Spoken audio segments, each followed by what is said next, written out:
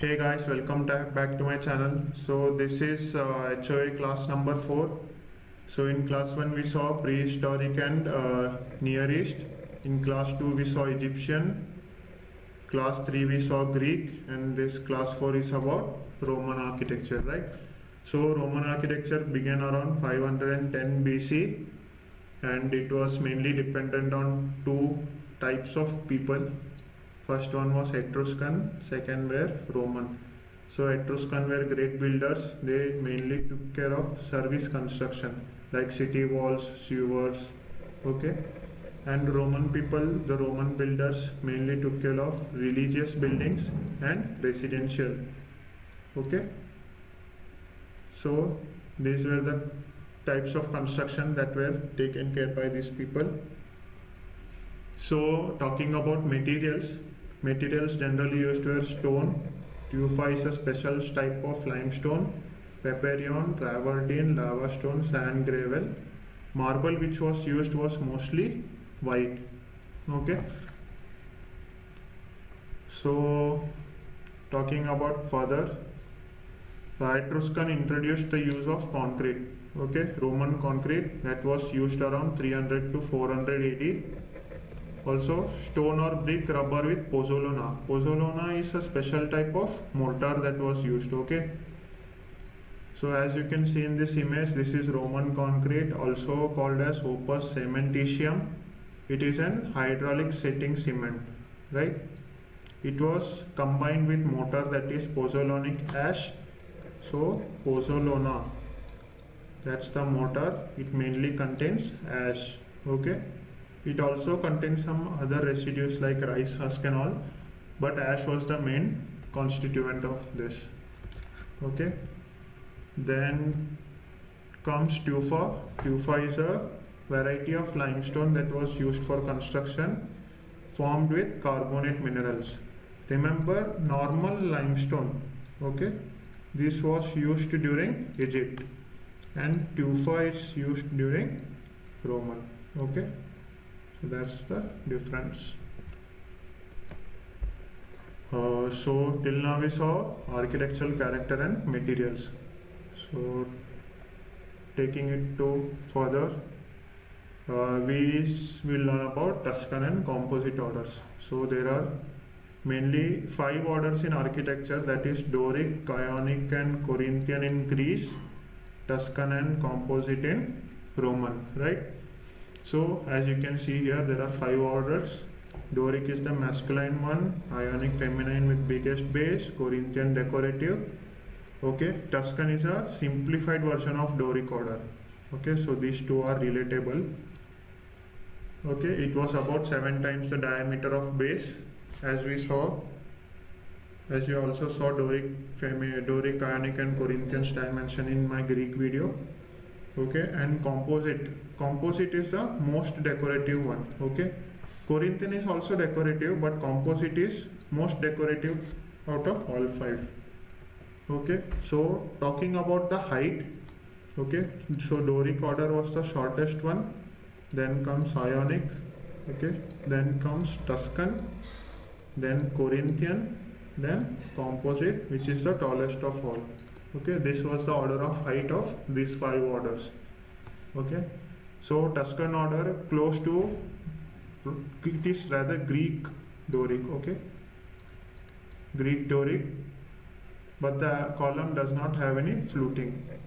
Also composite order is a combination of Ionic and Corinthian, large scale volutes and acanthus leaf. This is that volute, okay, this spiral section, and acanthus leaves, okay.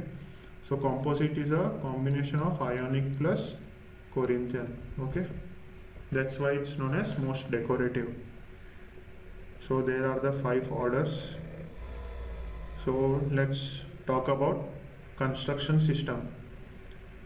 See, now in Greek was mostly trabeated system with roof and columns, right? So Roman is all about arches, okay. They used arch for construction, okay. So adopted columnar and trabeated style of Greek with use of arches, okay. Arch and wall system started by Etruscans, So talking about arch, this is a general diagram of an Roman arch.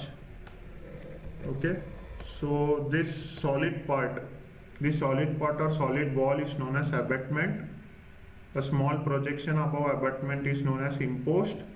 Okay, this is the base of the arch, impost. The first stone that acts for an arch is known as springer. Okay, so going on further, the central stone is vousoir. This is the top stone, or also known as keystone. Okay, the central stone also known as keystone. Okay, with this part as acting as a crown. Okay, the exterior arch or exterior curve is known as extrados. The interior curve is known as intrados. Okay, the span is the distance between two impost. Okay, so that's the span, and the vertical distance from the span to the bottom of the keystone is known as rise. Okay, and this is the springing point. This point and this point is known as springing point. Okay, so abutment is the solid masonry wall, impost is the projection above abutment, the starting point of springer, or the springing point rather you should say. Springer is the first stone in the arch, vousoir is the central stone, crown is the topmost portion, and the stone at the top is known as keystone. This stone is known as keystone. The distance between the keystone and the springing point is known as haunch. So there are two haunches. Okay, this one and this one. Okay, there are two haunch. Exterior arch is known as extrados, interior one is known as intrados. Rise is the perpendicular distance between span and the bottom of keystone. Okay, so these were the major parts of an Roman arch. Okay, so considering multiple arches at the same time, so this is span, distance between two impost, keystone, the crown at the top. This columnar section is known as spire, and the center to center distance between each is known as bay. Okay, the center to center distance between columns is known as bay. Okay, so spandrel is nothing but the triangular portion that is formed between two arches. Okay, this portion is known as spandrel. It is a triangular portion that is formed between two consecutive Roman arches. Okay, so we saw abutment, masonry wall, impost, a small projection, springing point. Okay, the first stone known as springer. Haunch is the distance between keystone and a springer. Vousoir is the central stone. Keystone is the topmost stone. Okay, the top part of keystone is known as crown. Exterior arch is known as extrados. Interior arch is known as intrados. Rise is the perpendicular distance, right? Then we saw a combination of columns, spandrel, spire, bay. So talking about the vault system, so Roman architecture was mainly arches and vault. Okay, so the vault used were wagon, barrel or tunnel. Okay, all the three means the same. As you can see in this picture, this vault, okay, this vault along its length is known as barrel, wagon, barrel or tunnel vault. Remember it as tunnel vault. Okay, it's easy to remember. So with a crown, horn, springs, etc. So cross vault, when two tunnel walls intersect at right angles, it's known as cross vault. Okay, you can see the cross forming here. So intersection of two tunnel walls is cross vault. Okay,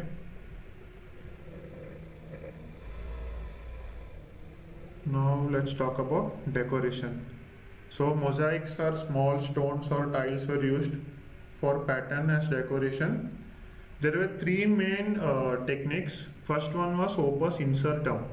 Okay, remember these terms, these are very important. Opus incertum is small stones, loose pattern resembling polygonal walling. Okay, it's a random placement of small stones is known as opus incertum. It is polygonal. Okay, so many faces are there.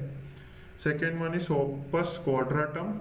That's rectangular block with mortar joints. This is generally like brick, laying brick. Okay, So these are the courses, and this will be the bonding.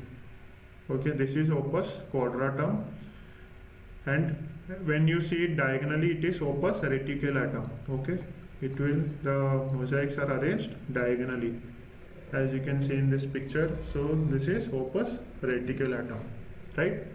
So in decoration we saw opus incertum, opus quadratum, opus reticulatum, right? Which is net-like effect. And then talking about the major or architecturally significant parts of Rome, there is Pantheon, Rome. Okay, Pantheon is a temple with this opening at the top. It is known as oculus. Okay, so oculus is nothing but the opening at the top of a Pantheon dome. And as you can see in this picture, there is coffered ceiling, right? So this coffered ceiling is named as lacunaria. Okay. So Pantheon with oculus at the top, that is opening, and coffered ceiling is known as lacunaria, right? And Roman Forum, which is considered as a market or a gathering place. Okay. So the grid pattern of development was started mainly from Roman period. Okay. Roman cities were planned with straight streets.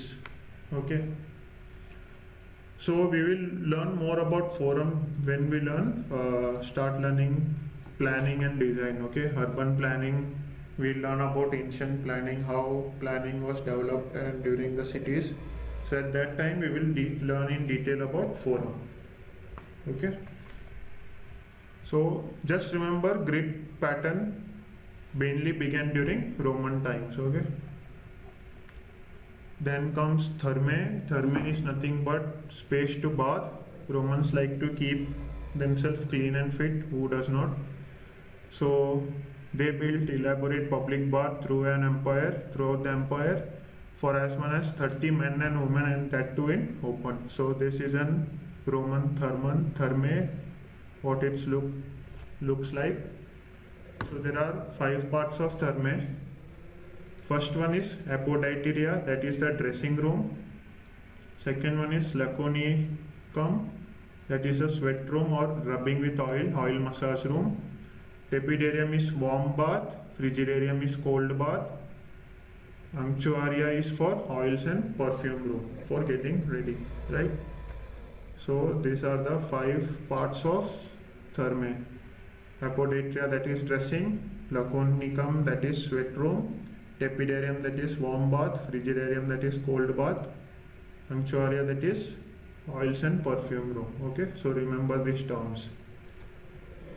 And then insulae. Insulae was a 3 to 4 story buildings which was very similar to condominium, right? They were basically condominium, a prototype for modern condominium, how it looked like at those times, right? And then talking about theaters and amphitheaters. Okay, this is the Roman Colosseum. There is an interesting fact about Colosseum. The ground floor, okay, ground floor is made up of Doric columns. First floor is made up of Ionic.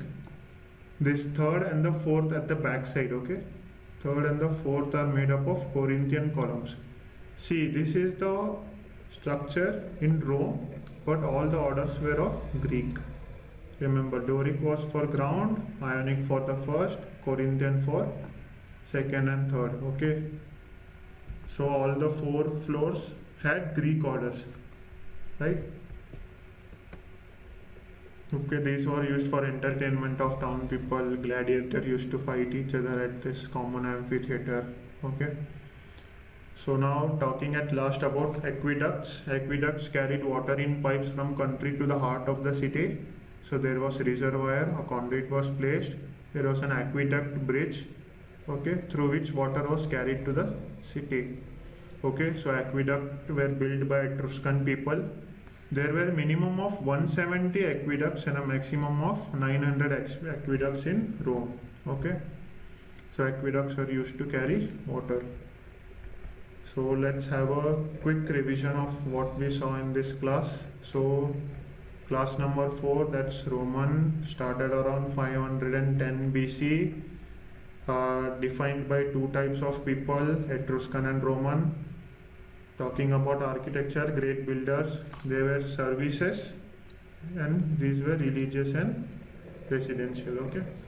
So talking about materials, opus cementitium was a special type of cement, tufa was a special type of limestone.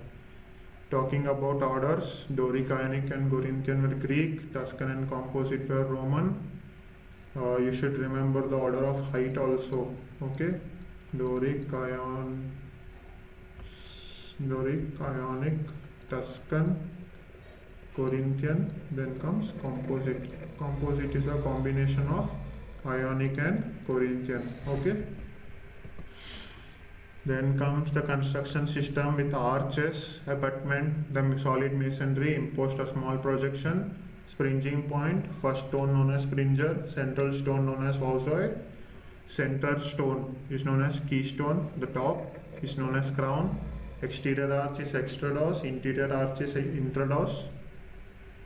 Then the triangular space between two consecutive Roman arches, that is spandrel, okay, with pier or column, and the center to center distance is bay.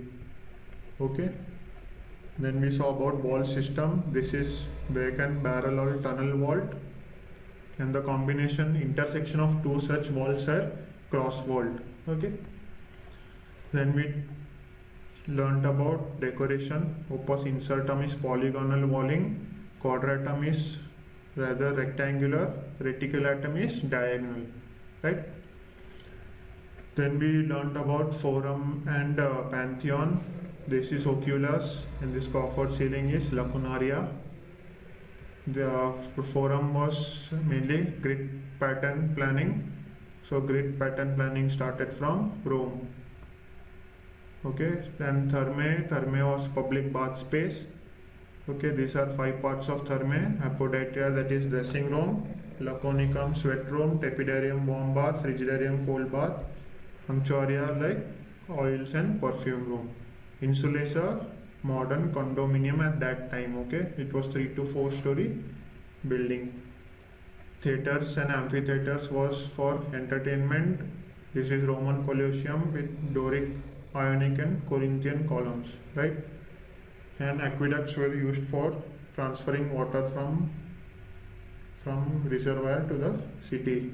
Maximum 900 and minimum 170 aqueducts.